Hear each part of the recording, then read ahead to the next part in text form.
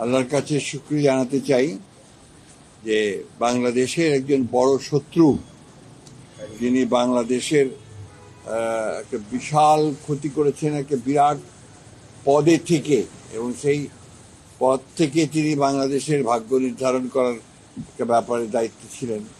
সেখানে তুমি সেই জায়গায় প্রতারণার আশ্রয় নিয়েছেন, জনগণের সঙ্গে প্রতারণা করেছেন, রাষ্ট্রের সঙ্গে প্রতারণা করেছেন। সাবেক বিচারপতি খায়রুল হক সাহেব, তিনি এই তত্ত্বাবধায়ক সরকারের ব্যাপারে যে রায় দিয়েছিলেন, শর্ট যে রায় দিয়েছিলেন সেটা, এবং তার পরবর্তীকালে সেটার যে আপনার পূর্ণাঙ্গ যে রায়, মধ্যে আকাশ আর পাতাল তফাৎ ছিল। এবং সেই যে রায়টা তিনি শর্ট দিয়েছিলেন সেটাও আমরা মনে করি যে এই রাষ্ট্রের বিরুদ্ধে গেছে। বিলম্বে হলেও যে এতদিন পরে তার বিরুদ্ধে যে ব্যবস্থা গ্রহণ করেছে সরকার, সেজন্য সরকারকে আন্তরিক ধন্যবাদ জানাচ্ছি। এবং সঠিকভাবে তার তদন্ত হবে সব বিষয়গুলোর, এবং তার সঠিকভাবে তার বিচার কার্য সম্পাদন হবে, সেটাই আমরা আশা করি।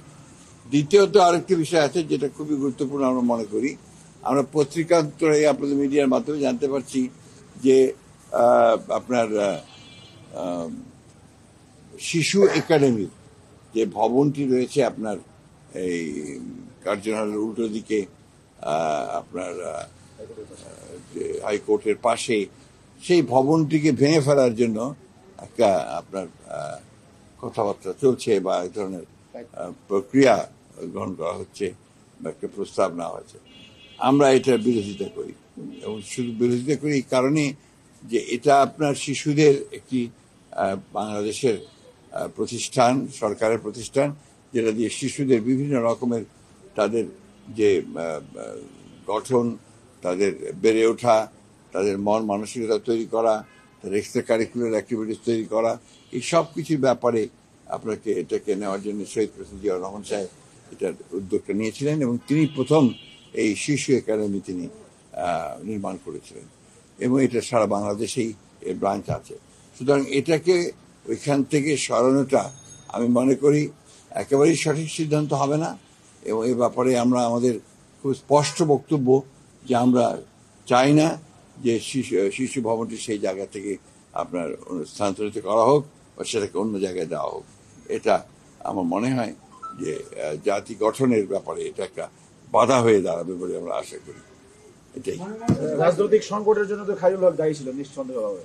100% শাস্তি আপনারা চাচ্ছেন? এটা তো আমার বলা ঠিক হবে না, কারণ এটা আইনগতভাবে যে বিধানগুলো আছে সেই বিধানগুলো দেখে তাকে সেই প্রসিকিউট করে তার সেই বিধান নিশ্চিত করতে হবে। তবে দৃষ্টান্তমূলক শাস্তি হওয়া উচিত, যাতে ভবিষ্যতে কেউ ওই জায়গাটাতে বসে আর সেই জায়গার ব্যবহার করে রাষ্ট্রের ক্ষতি করতে না পারে। সেটা আপনারা অবশ্যই সরকার দেখবেন, যারা এইভাবে আছেন তাদের ব্যবস্থা নেওয়া হবে।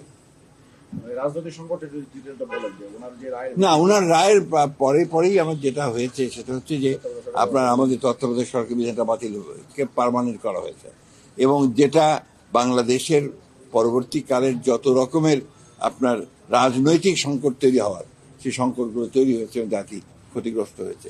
দ্বিতীয়ত হচ্ছে যে আপনার একটা মানে বিচার বিভাগ, যেটাকে আমরা মনে করি যে আপনার জুডিশিয়ারি সবচেয়ে বড় জায়গা, যেখানে আপনার সবচেয়ে আপনার মানুষের আস্থা থাকে, সেই আস্থা জায়গাটাকে সম্পূর্ণভাবে তিনি ধ্বংস করেছেন, শুধুমাত্র তার রাজনৈতিক চিন্তা ভাবনা সেই কারণে, যেটা বাংলাদেশের সবচেয়ে বড় ক্ষতি করেছে বলে আমরা মনে করি।